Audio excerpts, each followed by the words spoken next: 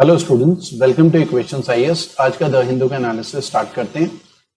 आज का एजेंडा, एक तो नेशनल हेल्थ मिशन हम डिस्कस करेंगे, फ्रंट पेज में न्यूज है, और पंजाब के चीफ मिनिस्टर ने कहा है हरियाणा के पास ज्यादा पानी है, तो वो डिस्कस करेंगे। यूएस इलेक्शंस हम डिस्कस करेंगे। उसके अलावा श्रीलंका में जो 19th अमेंडमेंट है वो न्यूज में रहता है, तो वो डिस्कस करेंगे। उसके अलावा नए इलेक्शन कमिश्नर बने हैं राजीव कुमार, वो डिस्कस करेंगे।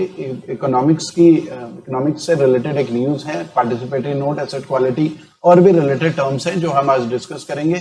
और कॉन्स्टिट्यूशनल कॉर्नर में इंसॉल्वेंसी एंड बैंकरप्सी एक कोड बिल पास हुआ था 2016 में, तो insolvency and bankruptcy code act इस समय प्रेजेंट में एग्जिस्टेंस में है, तो इंसॉल्वेंसी बैंकरप्सी में क्या डिफरेंस है वो डिस्कस करेंगे। ये हमारा फ्रंट पेज है। फ्रंट पेज में जैन कम्युनिटी ने मुंबई में जो है, क्योंकि स्टेट गवर्नमेंट का ऑर्डर था कि रिलीजियस प्लेसेस पूरे बंद किए गए थे वहां पर कोविड-19 की वजह से, तो जैन कम्युनिटी कोर्ट में गई थी कि भाई हमें भी ओपन करने की परमिशन दी जाए, क्योंकि सभी चीजें तो खुली हुई हैं, सारी एक्टिविटीज हो रही हैं। तो कोर्ट का कहना यह है, ये काफी स्ट्रेंज है कि स्टेट गवर्नमेंट जो है सब कुछ आपने खोला हुआ है, शॉप्स वगैरह खुली हुई है, मॉल वगैरह कई चीजें खुली हुई हैं, लेकिन रिलीजियस प्लेस आपने केवल बंद किए हुए हैं। तो इकोनॉमिक एक्टिविटीज आप कर रहे हैं लेकिन रिलीजियस प्लेस बंद कर रखे हैं, तो ये काफी स्ट्रेंज है। तो सुप्रीम कोर्ट का कहना है कि उन्हें भी परमिशन मिलनी चाहिए खोलने के लिए, जैन जो टेम्पल्स हैं। और ऐसा भी बोला है कोर्ट ने कि ये चीजें हिंदू टेम्पल्स या मस्जिद उनमें भी अप्लाई की जा सकती हैं, ठीक है, तो ऐसा भी बोला है। तो ये एक न्यूज में रहा था, ठीक है। उसके अलावा 9 killed in Srisailam power house, ये फ्रंट पेज में आया है। तो श्रीसेलम में 9 लोगों की डेथ हुई है, आग लग गई थी श्रीसेलम में। तो ये हाइडल स्टेशन था, बिजली विभाग, वहां पर ये आग लगी थी, तो ये न्यूज में था कल। उसके अलावा हमारे पास फ्रंट पेज में बिहार इलेक्शन से पहले, क्योंकि आपको पता होगा नॉमिनेशन फाइल करने के लिए जब कैंडिडेट जाते हैं तो पूरा प्रॉपर गवर्नमेंट के ऑफिस में, इलेक्शन कमीशन से रिलेटेड गवर्नमेंट के ऑफिस में वहां पर नॉमिनेशन फाइल करते हैं। तो अब ऑनलाइन नॉमिनेशन फाइल किया जाएगा, ऑनलाइन वर्चुअल तरीके से, ठीक है। तो वीडियो कॉन्फ्रेंसिंग के थ्रू फॉर्म फिलिंग वगैरह वो सारी चीजें होंगी ऑनलाइन, ठीक है। नॉर्मली क्या है, इलेक्शन कमीशन के ऑफिस में एक तरीके से वहां पर नॉमिनेशन फाइल किया जाता था, तो ये एक न्यूज में रहा है। उसके अलावा 2 इंपॉर्टेंट चीजें हैं। एक तो मैटरनिटी बेनिफिट स्कैम बिहार में नजर आया है। मैटरनिटी बेनिफिट स्कैम का मतलब है कि कोई भी प्रेग्नेंट वुमेन है बिहार में, तो उसे राज्य सरकार, स्टेट गवर्नमेंट की तरफ से 1400 उसके अकाउंट में दिए जा रहे थे राज्य सरकार की तरफ से। लेकिन हुआ क्या कि कुछ वुमेन हैं तो 1 साल के अंदर उन्होंने 8 या 9 बार, ऐसी भी बहुत सारी वुमेन है, कोई 6 बार, कोई 5 बार, 8 या 9 बार उन्होंने क्लेम कर लिया। मतलब 1 साल में उनके 9 बार बच्चे पैदा हो गए और 1400 रुपए उनके अकाउंट में ट्रांसफर हुआ। तो उनसे पूछा गया कि भाई आपके अकाउंट में इतना पैसा आया, 1400 रुपए बार बार, ठीक है, प्रेगनेंसी की वजह से, तो कोई जवाब बहुत सारे लोगों ने नहीं दिया। तो एक स्कैम नजर आ रहा है बिहार में, ठीक है। तो वो नेशनल रूरल हेल्थ मिशन से रिलेटेड मनी है, तो नेशनल रूरल हेल्थ मिशन को डिस्कस करेंगे अभी, ठीक है। उसके अलावा हमारे पास Ayush training in Hindi ignores Tamil Nadu group. हुआ क्या कि आयुष जो मिनिस्ट्री है उसकी एक ट्रेनिंग की बात हो रही थी। आयुष का मतलब है, आयुष में 5 चीजें हैं। आयुष में 5 चीजें हैं। आयुर्वेदा, ठीक है, आपको पता होगा आयुर्वेदा, ठीक है। यूनानी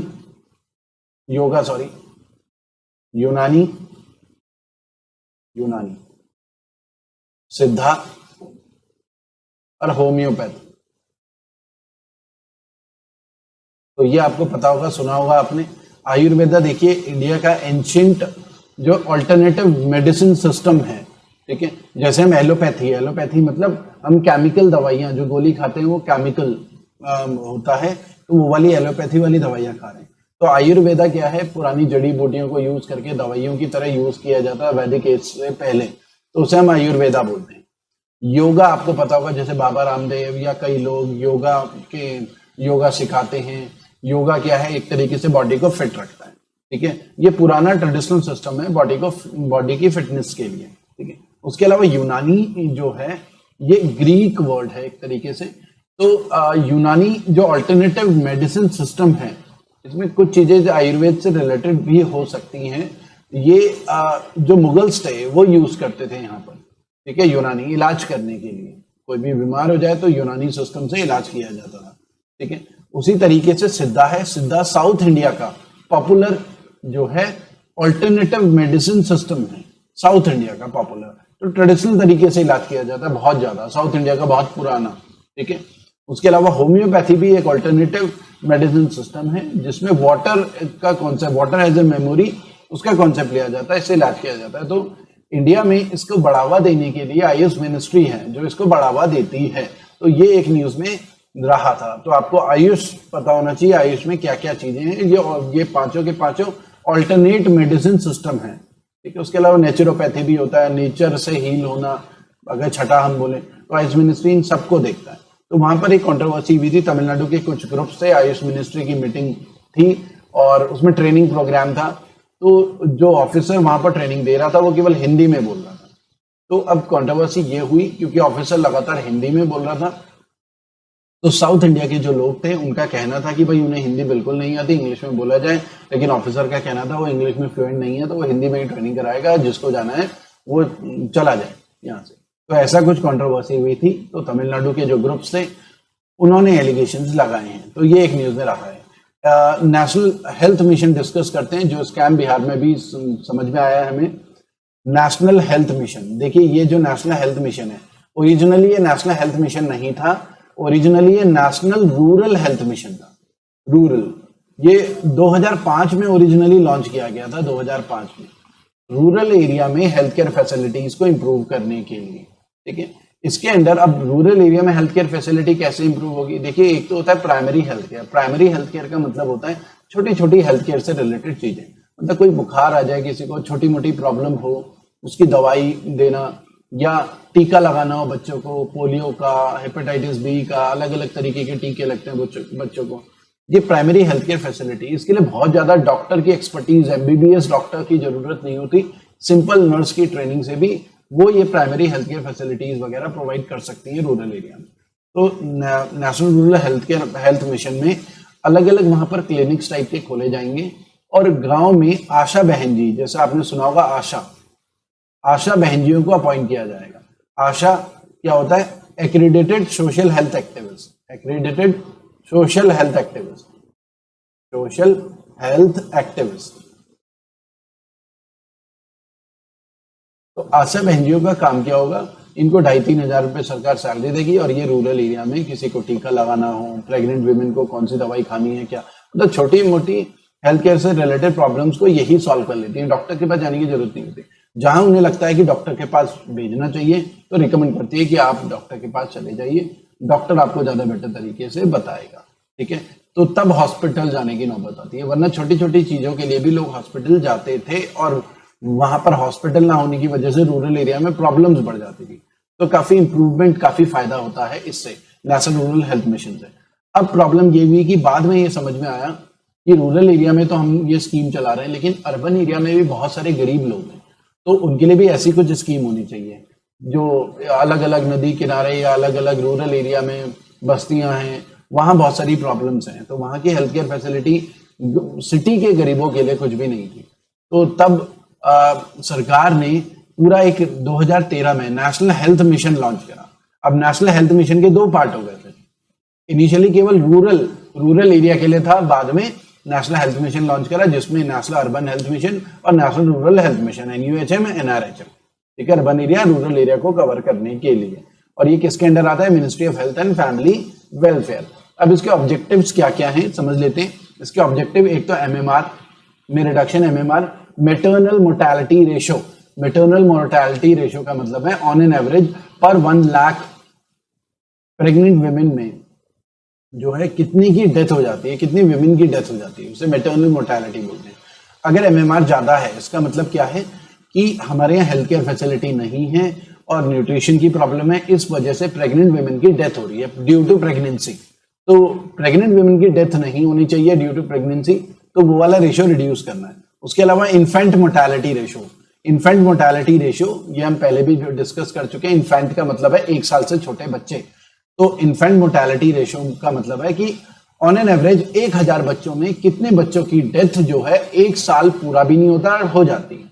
मतलब वो बच्चे जिनकी उम्र 1 साल भी नहीं हुई और 1 साल से पहले पहले उनकी डेथ हो गई, ठीक है, पर 1000 बच्चों में कितनों की ऐसे डेथ होती है, वो IMR में आता है। ये सब रिड्यूस करना है, ये सब तभी रिड्यूस होगा जब एक तो गरीबी रेखा से ऊपर लेकर आए लोगों को, फाइनेंशियल प्रॉब्लम ना हो, प्रॉपर न्यूट्रिशन लें, दूध लें, फल सब्जियां, हर चीज प्रॉपर तरीके से खाएं, प्रॉपर दवाइयां लें, कौन सी कैल्शियम लेना है, आयरन की गोली, ये सारी चीजें हैं जिससे न्यूट्रिशन की प्रॉब्लम ना हो। तो MMR IMR रिड्यूस किया जा सकता है। तो इसका ऑब्जेक्टिव यही सब है, इसीलिए विमेन के अकाउंट में पैसा ट्रांसफर किया जा रहा है, ठीक है। टोटल फर्टिलिटी रेट का मतलब है ऑन एन एवरेज एक विमेन कितने बच्चे पैदा करती है। तो 15 से 49 की बात कर रहे हैं, 15 साल से 49 ईयर्स की। तो ऑन एन एवरेज कितने बच्चे पैदा करती है विमेन, ये आजादी के टाइम पे 6 था। ऑन एन एवरेज एक विमेन इंडिया में 6 बच्चे पैदा कर रही थी, अब वो रिड्यूस होकर 2 पॉइंट समथिंग हो चुका है।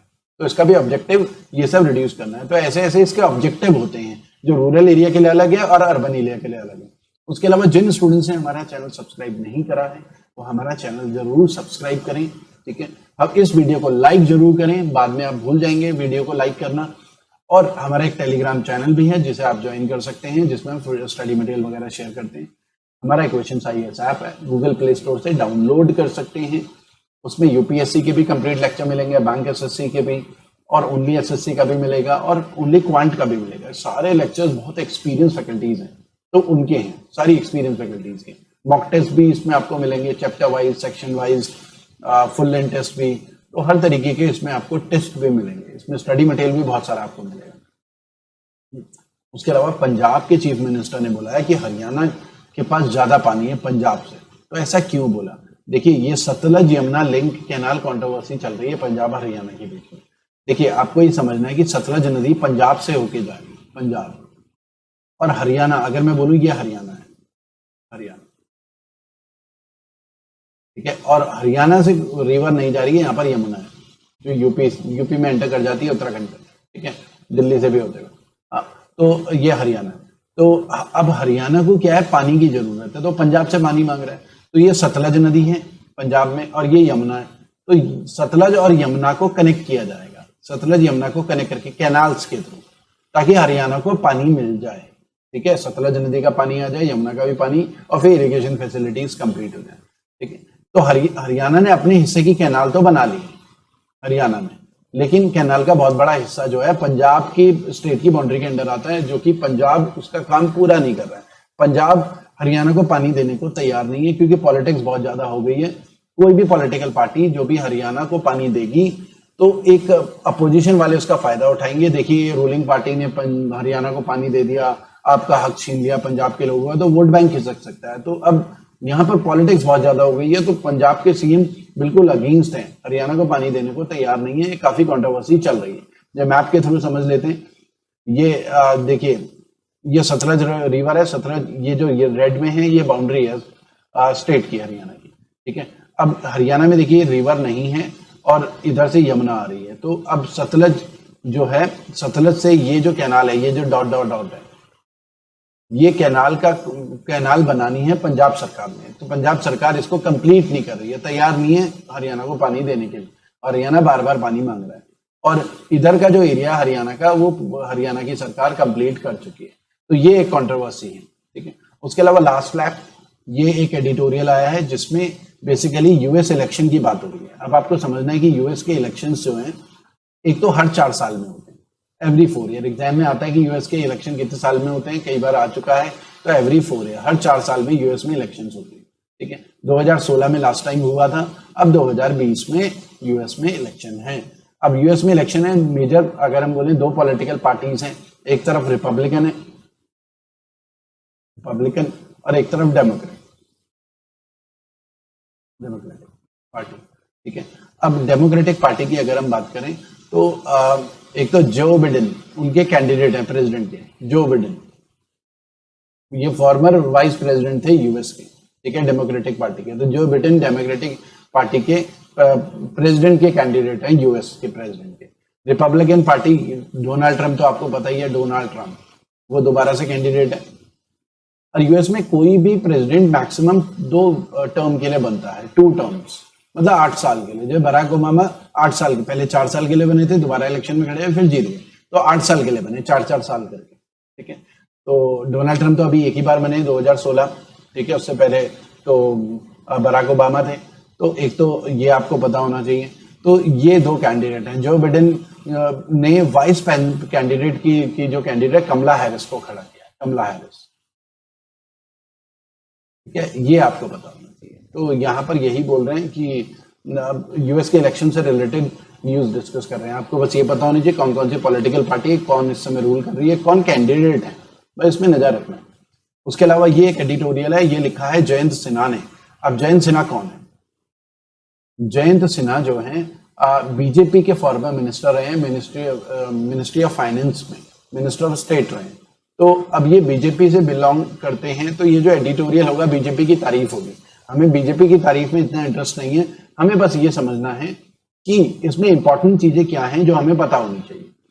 अब इसमें देखिए, इन्होंने बेसिकली ये बोला है कि हम जो पोस्ट पेंडेमिक फ्यूचर है हमारा काफी अच्छा रहेगा। एक तरीके से फ्यूचर के बारे में बोल रहे हैं कि फ्यूचर काफी ऑप्टिमिस्टिक बात कर रहे हैं कि हम रिकवर कर रहे हैं, ठीक है, और सरकार बहुत बढ़िया बढ़िया प्लान बना रही है। तो ये मतलब तारीफ कर रहे हैं। हमें बस इंपॉर्टेंट चीजें उठानी है। वो इंपॉर्टेंट चीजें क्या है? जैसे इन्होंने एक बात करी है, ग्रेट डिप्रेशन। ग्रेट डिप्रेशन पूरी दुनिया में आया था 1929 में, ग्रेट डिप्रेशन की बात करी। और ग्रेट डिप्रेशन का मतलब है इकोनॉमी पूरी तरीके से, एक तरीके से कोलैप्स हो जाना। इकोनॉमिक एक्टिविटीज पूरी दुनिया में बिल्कुल डाउन हो गई, ठीक है। वर्ल्ड इकोनॉमी बिल्कुल डाउन चलेगी, मतलब चाहे यूएस हो, यूरोप हो और एशिया हो, तो उनकी इकोनॉमी पूरी दुनिया की सबसे बड़ा जो इकोनॉमिक डिप्रेशन है, मतलब इकोनॉमी जब भयंकर तरीके से डाउन होती है तो उसे डिप्रेशन बोलते हैं। अगर सिंपल तरीके से डाउन होती है, उसका स्केल थोड़ा छोटा होता है, तो उसे रिसेशन बोलते हैं, मंदी का दौर। और जब बहुत खतरनाक रिसेशन होता है तो उसे डिप्रेशन बोलते हैं, तो ग्रेट डिप्रेशन है 1929 में। तो उनका कहना है कि ये ग्रेट डिप्रेशन की तरह ही सिचुएशन बनती जा रही है। एक तो ये, दूसरा पीडीएस, पब्लिक डिस्ट्रीब्यूशन सिस्टम की इसमें बात करिए। पब्लिक डिस्ट्रीब्यूशन सिस्टम क्या है? ठीक है, पब्लिक डिस्ट्रीब्यूशन सिस्टम वो ऐसा सिस्टम है जिसके थ्रू राशन जो है गरीब लोगों तक या पब्लिक तक पहुंचता है। 80 करोड़ लोगों तक राशन पहुंच रहा है। अब पीडीएस का पार्ट कौन है? पीडीएस का पार्ट सेंट्रल गवर्नमेंट भी है, स्टेट गवर्नमेंट भी है, दोनों के दो, ठीक है। सेंटर में जैसे फूड कॉर्पोरेशन ऑफ इंडिया किसानों से फूड खरीदता है, फिर वो सेंटर क्या है, स्टेट को दे देता है फूड, फिर स्टेट आइडेंटिफाई करता है लोगों को, BPL families, above poverty line, फिर उनको राशन की दुकान के थ्रू फूड सप्लाई कर रहा है। जैसे गेहूं हो गया, चावल हो गया, दाल हो गया, ठीक है, सरसों के तेल भी दे रहे हैं बहुत सारे स्टेट। तो ये पूरा जो सिस्टम है उसे बोलते हैं पब्लिक डिस्ट्रीब्यूशन सिस्टम। राशन किसके थ्रू दे रहे हैं? फेयर प्राइस शॉप, राशन की दुकानों के थ्रू, ठीक है, जिसे इंग्लिश में बोलते हैं फेयर प्राइस शॉप, हिंदी में बोलते हैं राशन की दुकान। तो राशन की दुकान, स्टेट गवर्नमेंट, सेंट्रल गवर्नमेंट, सबको मिला के हम बोलते हैं पीडीएस।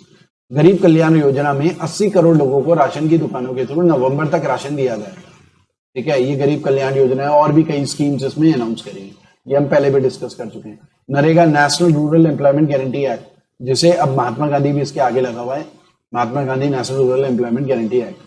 इसमें क्या है कि गांव के लोगों को 100 डेज का कंपलसरी एम्प्लॉयमेंट, 100 दिन का रोजगार मिलेगा रूरल एरिया में, पर ईयर, पर फैमिली, एटलीस्ट एक मेंबर को फैमिली में, ठीक है। ये आपको पता होना चाहिए, 100 दिन का रोजगार मिलेगा रूरल एरिया में। तो गारंटीड एम्प्लॉयमेंट मिलता है गांव में हर फैमिली में कम से कम एक मेंबर को साल में 100 दिन का, ठीक है। तो इनकी बात करिए, सारे पता होने चाहिए। उसके अलावा MSME, micro small and medium enterprises, मतलब जो भी छोटे छोटे बिजनेस करते हैं, micro small and medium enterprises,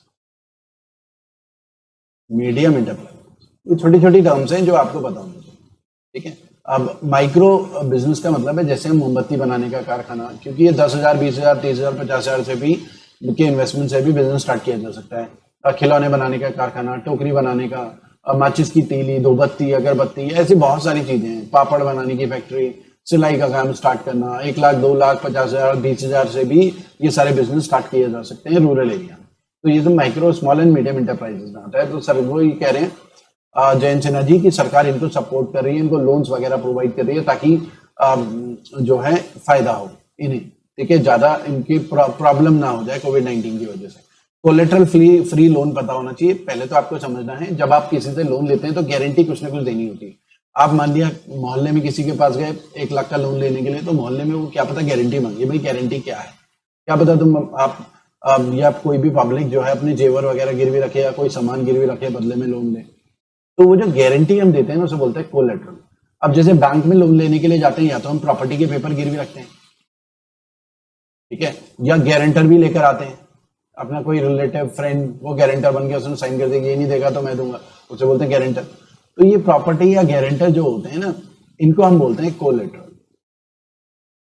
collateral. अब बहुत सारे गरीब लोग हैं जिन बेचारों के पास प्रॉपर्टी नहीं है, ठीक है, और बहुत सारे लोग गारंटर भी उन्हें नहीं मिल पाते क्योंकि उनके फ्रेंड सर्कल में, रिलेटिव्स में कोई भी लोग डरते हैं कि गारंटर ये नहीं दे पाएगा तो मुझे देना पड़ेगा तो कई बार गारंटर ढूंढना भी मुश्किल हो जाता है। तो कोलेटरल फ्री लोन का मतलब है कि कोई गारंटर की जरूरत नहीं है, कोई प्रॉपर्टी के पेपर गिरवी रखने की जरूरत नहीं है, तो कोई भी प्रॉपर्टी गिरवी रखे बिना डायरेक्ट आपको कोलेटरल फ्री लोन मिलेगा विदाउट एनी गारंटी, ठीक है, ये इसका मतलब होता है। तो ये छोटी छोटी टर्म्स है जो आपको पता होनी चाहिए। उसके अलावा श्रीलंका में जैसा कि आपको पता होगा कि 2019 में एक तो SLPP पार्टी वो पावर में, तो सबसे पहले श्रीलंका में एक तो गोटाबाया राजापक्षे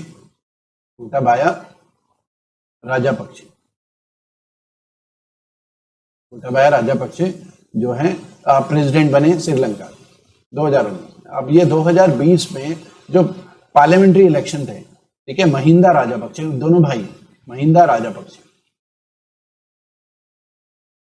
ये प्राइम मिनिस्टर बन गए, ठीक है, ये प्राइम मिनिस्टर बन गए 2020 में, ठीक है। तो दोनों भाई इस समय रूल कर रहे हैं। अब क्योंकि अब जैसे इंडिया में क्या है, पार्लियामेंट्री सिस्टम है, प्राइम मिनिस्टर के पास पावर है। यूएस में क्या प्रेसिडेंशियल सिस्टम है, प्रेसिडेंट के पास पावर्स होती है। श्रीलंका क्या है, मिड में आता है, सेमी प्रेसिडेंशियल सिस्टम बोलते हैं श्रीलंका में, मतलब वहां पर प्राइम मिनिस्टर के पास भी पावर्स हैं और प्रेसिडेंट के पास भी पावर्स हैं। मतलब जैसे यूएस जो है वो वहां प्रेसिडेंशियल सिस्टम है और इंडिया में प्राइम मिनिस्टर के पास पावर्स होती हैं। प्रेसिडेंट जो है नॉमिनल हेड है इंडिया में, यूएस में प्रेसिडेंट ही सब कुछ है। श्रीलंका में दोनों के पास, प्राइम मिनिस्टर प्रेसिडेंट के पास भी बहुत सारी पावर्स हैं। अब 2015 में, क्योंकि इससे पहले गोटाबाया राजापक्षे से पहले जय श्रीसेना और भी जो लीडर्स रहे उनके बीच में क्लैशेस रहे, तो हुआ क्या था कि वहां पर प्रेसिडेंट की पावर को रिड्यूस कर दिया गया, मतलब श्रीलंका शिफ्ट हो गया था थोड़ा प्राइम मिनिस्टर सिस्टम के, मतलब प्रेसिडेंट की पावर को रिड्यूस करा। पूरी तरीके से पार्लियामेंट्री सिस्टम नहीं हुआ, लेकिन प्रेसिडेंट की बहुत सारी पावर्स को रिड्यूस कर दिया गया था ताकि प्रेसिडेंट जो है प्राइम मिनिस्टर के मामलों में इंटरफेयर ना करे, सरकार ना गिरा दे, ठीक है। तो ये चीजें थी। तो अब जब इलेक्शंस हुए तो उन्होंने डिक्लेयर करा था अपने इलेक्शन प्लान में, लोगों से प्रॉमिस किया था कि हम आए तो जो 19th अमेंडमेंट है, 19th अमेंडमेंट से ही ये सारी पावर खत्म करी गई थी, प्रेसिडेंट की बहुत सारी पावर। अभी भी प्रेसिडेंट के पास कुछ पावर्स है, ठीक है, तो पूरी तरीके से पार्लियामेंट्री सिस्टम नहीं है श्रीलंका में।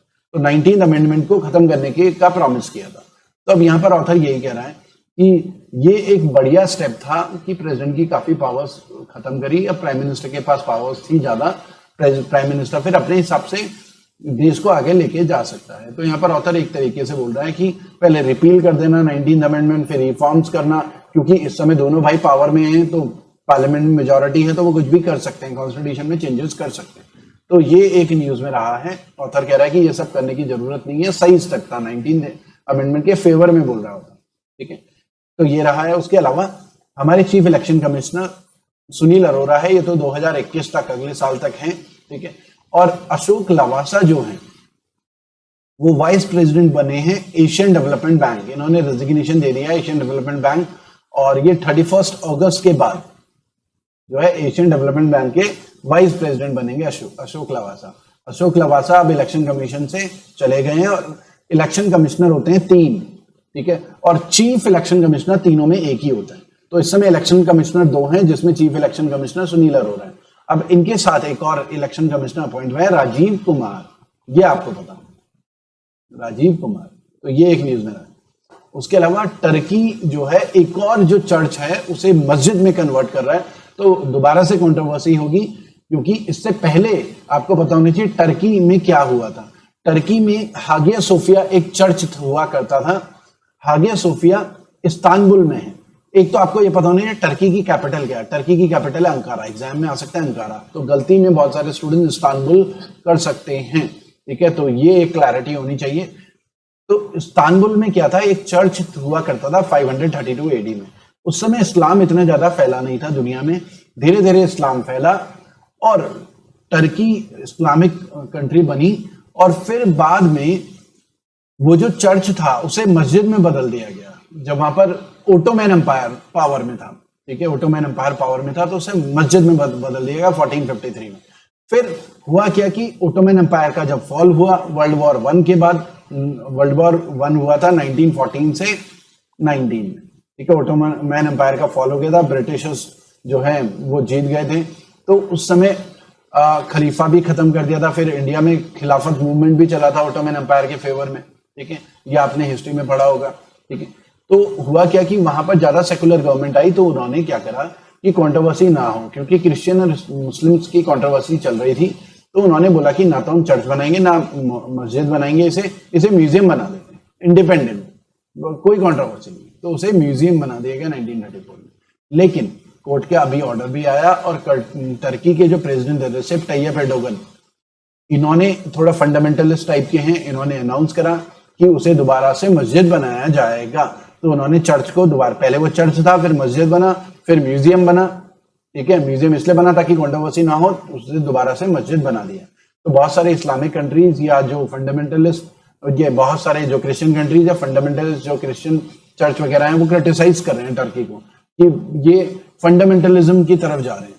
तो ये आरोप लगा रहे हैं टर्की में। और ये भी आपको पता नहीं, रेसिप ताय्यिप एर्दोगन अभी जो 15 अगस्त इंडिया में मना, तो रेसिप ताय्यिप एर्दोगन की वाइफ इंडिया आ रखी थी, जिन्हें फर्स्ट लेडी बोलते हैं। तो वाइफ आमिर खान से भी मिली थी। तो तब उसके बाद बवाल भी मच गया था कि आमिर खान क्यों उनकी वाइफ से मिल रहे हैं, रेसिप ताय्यिप एर्दोगन की वाइफ से।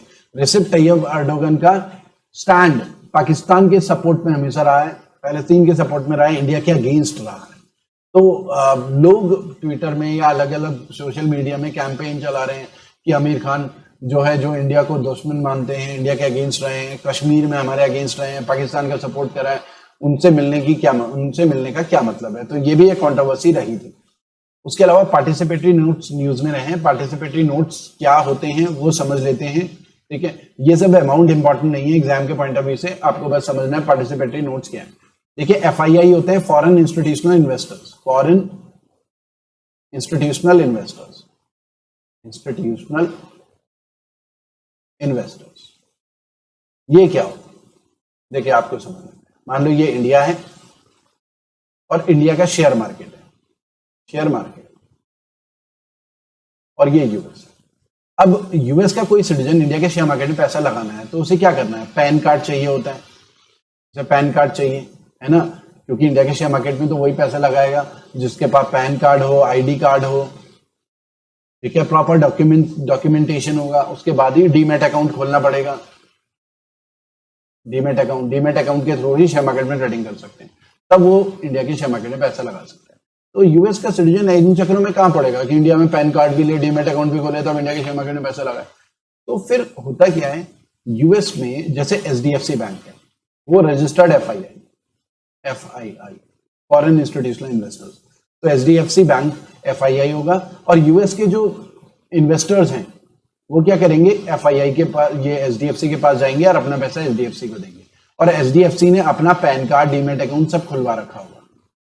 ठीक है, पैन कार्ड, डीमैट अकाउंट, और HDFC इंडिया के शेयर मार्केट में पैसा इन्वेस्ट करेगा, और मतलब वो जो पब्लिक है, यूएस के सिटीजन है, वो सारा पैसा जो है HDFC को देने। तो FII क्या है, registered investor, FII foreign institutional investors registered with SEBI होते हैं।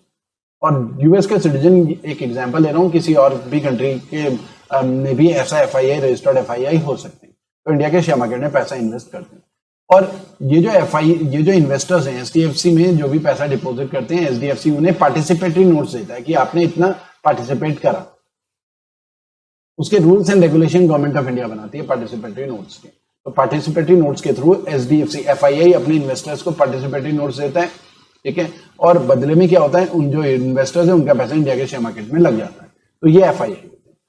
उसके अलावा state run bank stare at capital shortage again, Moody ने वार्न किया है।